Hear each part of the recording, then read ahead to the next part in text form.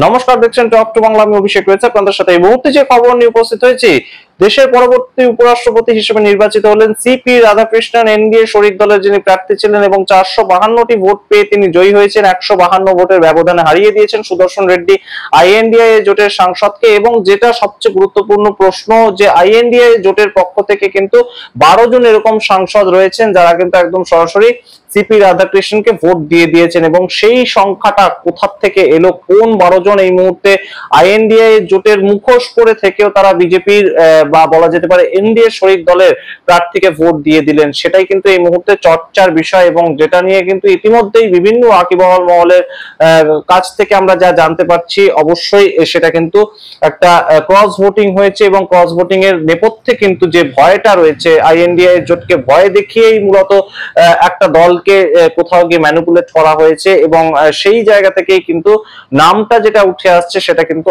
আম আদমি পার্টির নাম উঠে আসছে। কেন উঠে আসছে, কি পরিপ্রেক্ষিতে উঠে আসছে, সেগুলো অবশ্যই আলোচনা করব। এবং তার সঙ্গে অবশ্যই আপনাদেরকে জানাবো যে এই মুহূর্তে আইএনডিএ জোট, তাদের কি শক্তি কোথাও গিয়ে কম হলো, নাকি তাদের যে সামগ্রিকতার ভিত্তিতে লড়াই, সেটার ক্ষেত্রে তারা তাদের যে অবস্থানটা, সেটা কিন্তু 300টা ভোট তারা একত্রিত করতে পারলেন। সেটাই কোথাও গিয়ে আরো একবার প্রমাণিত হলো যে তারা তাদের পক্ষে লড়াইটা করছেন। একটা দল হয়তো আলাদা হয়ে গিয়েছে, কিন্তু তারা যে তাদের পক্ষে লড়াইটা করছে, সেটা কি কোথাও গিয়ে প্রমাণিত হলো। এই বিষয়গুলো কিন্তু অবশ্যই উত্থাপিত হচ্ছে এই মুহূর্তে। সেই সমস্ত কিছু নিয়ে আজকের এই বিস্তারিত প্রতিবেদন দেখুন শেষ অবধি। এবং অবশ্যই তার আগে টক টু বাংলা ইউটিউব চ্যানেলকে সাবস্ক্রাইব করে দিন। আপনারা জানেন যে উপরাষ্ট্রপতি নির্বাচনেরটা কিন্তু হওয়ারই এখন কথা ছিল না। যে জগদীপ ধনখড় 2022 সালে 346টা ভোটের ব্যবধানে তিনি কংগ্রেস প্রার্থীকে হারিয়ে দিয়েছিলেন। এবং তার পরবর্তীতে তিনি 5 বছর থাকার মতন কিন্তু অবস্থায় ছিলেন। তিনি গত 11ই জুলাই বলেন যে আমি আগামী 2027 সালের অগাস্ট মাস পর্যন্ত থাকবো। এবং সেই প্রেক্ষাপটে দাঁড়িয়েই হঠাৎ করে তাকে আমরা দেখলাম রিজাইন দিতে। কিন্তু কেন রিজাইন দিলেন সেটা এখনো পর্যন্ত আমরা জানি না, যে জগদীপ ধনখড় তিনি কেন হঠাৎ করে তার পদ থেকে রিজাইন দিলেন শারীরিক অসুস্থতার কারণ দেখিয়ে। এই যে বিষয়গুলো উঠে আসছে, তার মধ্যেই কিন্তু আমরা দেখতে পেয়েছিলাম রাজনাথ সিং তিনি বারংবার মল্লিকার্জুন খাড়গেকে ফোন করেছিলেন। এবং ফোন করে তিনি বলেছিলেন যে তাদের বিপরীতে যেন কাউকে দাঁড় করানো না হয়, অর্থাৎ সিপি রাধাকৃষ্ণন যেন বিনা প্রতিদ্বন্দ্বিতায় তিনি জিতে যান। এবং যে বিষয়টা আমরা কিন্তু দেখতে পেয়েছিলাম 2024 অষ্টাদশ লোকসভা নির্বাচনের ঠিক পরে, যখন ওম বিড়লাকে স্পিকার পদে নির্বাচনের ক্ষেত্রটা আসে, তখনও কিন্তু আমরা দেখতে পেয়েছিলাম যে এনডিএ চেয়েছিল কিন্তু যে স্পিকার ওম বিড়লা যেন বিনা প্রতিদ্বন্দ্বিতায় স্পিকার হয়ে যান। কিন্তু তখন একটা ভোটাভুটি হয় এবং আইএনডিএ জোট তাদের পক্ষ থেকে একজনকে দাঁড় করায়। এবং সেখানে ভোটাভুটির মাধ্যমে নেহাতি সংখ্যার হিসাবে ওম বিড়লা স্পিকার পদে মনোনীত হন। ঠিক একই ঘটনাটা ঘটলো একদম উপরাষ্ট্রপতি নির্বাচনের ক্ষেত্রে। কিন্তু যে স্পেকুলেশন গুলো ঘটছিল যে এনডিএ জোটের পক্ষে বেশ কিছু ক্রস ভোটিং হতে পারে, কিন্তু সেগুলো দেখা গেল আমরা শেষ পর্যন্ত হলো না। এবং হলো না তো শুধু তাই নয়, আইএনডিএ জোটের পক্ষ থেকে বেশ কিছু সাংসদ তারা গিয়ে ভোট দিলেন সিপি রাধাকৃষ্ণনকে। কিন্তু কারা ভোট দিলেন, কাদের ভোট দেওয়ার চান্সটা সবচেয়ে বেশি, সেটাই এখন আলোচনার বিষয়বস্তু। তার কারণ কে পার্টিকুলারলি কোথায় ভোট দিয়েছেন সেটা আমরা জানতে পারি না। এটা একটা গুপ্ত ব্যালট, তার মাধ্যমে ভোটিংটা হয় এবং কে কাকে ভোট দিচ্ছেন কেউ জানতে পারে না। এবং কোন দলই কিন্তু তাদের যে সাংসদ তাদের উপর হুইপ জারি করতে পারেন না।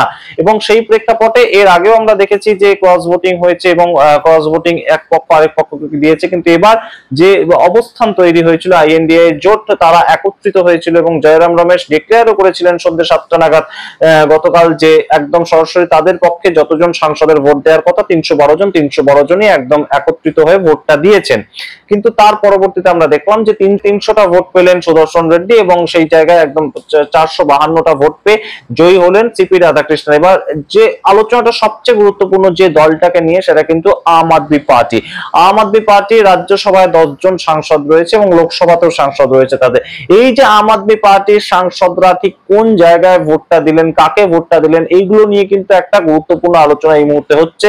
তার কারণ আপনাদের মনে রাখতে হবে যে একদম অরবিন্দ কেজরিওয়াল, তার বিরুদ্ধে কিন্তু বিভিন্ন কেস ছিল এবং তিনি ভোটের সময় প্রচার করার জন্য ছাড়া পেয়েছিলেন এবং তার পরবর্তীতে আবার তিনি জেলে চলে যান ইত্যাদি বিভিন্ন ঘটনা ঘটে। তার পরবর্তীতে তিনি জামিন পান। কিন্তু অরবিন্দ কেজরিওয়াল কিন্তু আগে থেকেই একদম আইএনডিএ জোটের থেকে নিজেকে সরিয়ে নিয়েছিলেন। তবু তাকে কেন ধরা হচ্ছিল আইএনডিএ জোটের মধ্যে? তার কারণ এই যে এসআইআর বিরোধী যে সংক্রান্ত বিষয়টা, সেই যে এসআইআর বিরোধী আন্দোলনে কিন্তু অরবিন্দ কেজরিওয়ালের যারা একদম সাংসদ ছিলেন তারা যুক্ত হচ্ছিলেন এসে, এবং ভোট চোর গদ্দি চোর এই স্লোগানগুলোর ক্ষেত্রেও কিন্তু আমরা দেখতে পেয়েছিলাম সংসদের শেষ সময়, একদম যখন বাদল অধিবেশন শেষ হচ্ছে 21শে আগস্ট, সেই সময় কিন্তু সংসদের অভ্যন্তরে আমরা দেখতে পেয়েছিলাম অরবিন্দ কেজরিওয়ালের যে সাংসদরা তারা একত্রিত হচ্ছেন এবং রাহুল গান্ধী, সোনিয়া গান্ধী তাদের পাশাপাশি থেকে তারা কিন্তু এই স্লোগানগুলো দিচ্ছেন যে ভোট চোর গদ্দি চোর। এই যে বিষয়গুলো, তার থেকেই একটা কিন্তু ধারণা হয়েছিল যে অরবিন্দ কেজরিওয়াল যদিও আগেই সরিয়ে নিয়েছিলেন নিজেকে একদম ইন্ডিয়া জোটের পক্ষ থেকে, তবুও তিনি এনডিএ এর বিরুদ্ধে, হয়তো তিনি ইন্ডিপেন্ডেন্ট সাংসদ হিসেবে আছেন কিন্তু তারা এনডিএ এর বিরুদ্ধে, আম আদমি পার্টি এনডিএ এর বিরুদ্ধে হয়তো, এটা আমরা ধরেছিলাম, কিন্তু সেটা যে আদপেই নয় সেটা কোথাও গিয়ে কিন্তু মনে করছেন দেশের ওয়াকিবহল মহলের একাংশ, এবং তারা মনে করছেন যে আম আদমি পার্টির তরফ থেকে বেশ কিছু ক্রস ভোটিং হয়েছে, বাদ বাকি সমস্ত দল কিন্তু একতাবদ্ধ ভাবে তারা লড়াইটা করেছে। সুতরাং সামগ্রিকভাবে যারা যারা ছিলেন তারা কিন্তু সবাই সঠিক জায়গাতেই ভোটটা দিয়েছেন বলে দেশের ওয়াকিবহল মহল মনে করছে। কিন্তু 12 জন সাংসদ যারা ভোট দিলেন উল্টো দিকে একদম বিপরীত মেরুতে ভোট দিয়ে দিলেন, আরএসএস প্রার্থী, আরএসএস ব্যাকড একজন প্রার্থী তাকে ভোট দিলেন বলে এই যে একটা ছবি উঠে আসছে, সেটা কিন্তু কোথাও গিয়ে আম আদমি পার্টি এই ঘটনাটা ঘটিয়েছে তেমনই মনে করছে দেশের ওয়াকিবহল মহল। তার কারণ এই মুহূর্তে কিন্তু অবশ্যই গুরুত্বপূর্ণ, তার কারণ এই মুহূর্তে আমরা দেখতে পেয়েছি যে ভোট দানের ঠিক আগেই যে ঘটনাটা ঘটলো, একদম ওয়াইএসআর কংগ্রেস অর্থাৎ অন্ধ্রপ্রদেশের বিরোধী দল, অন্ধ্রপ্রদেশে অদ্ভুত একটা ঘটনা ঘটলো, অন্ধ্রপ্রদেশের শাসক পক্ষ চন্দ্রবাবু নাইডু তিনিও এনডিএ এর সপক্ষে ভোট দিলেন এবং বিরোধী দল তারাও এনডিএ এর সপক্ষে ভোট দিল। এটা একটা অদ্ভুত ঘটনা ঘটলো।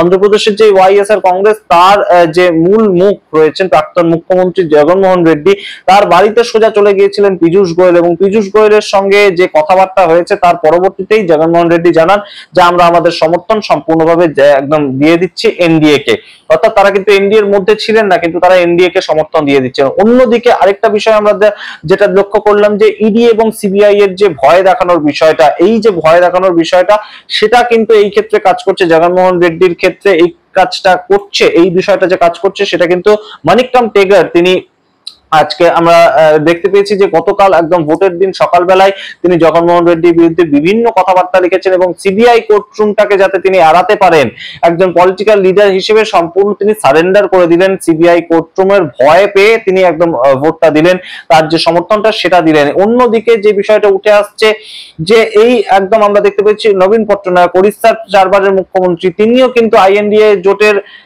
ভোট দেবেন, আইএনডিএ জোটের পক্ষে ভোট দেবেন, এরকম একটা তার ঘনিষ্ঠ মহল আলোচনা করছিলেন।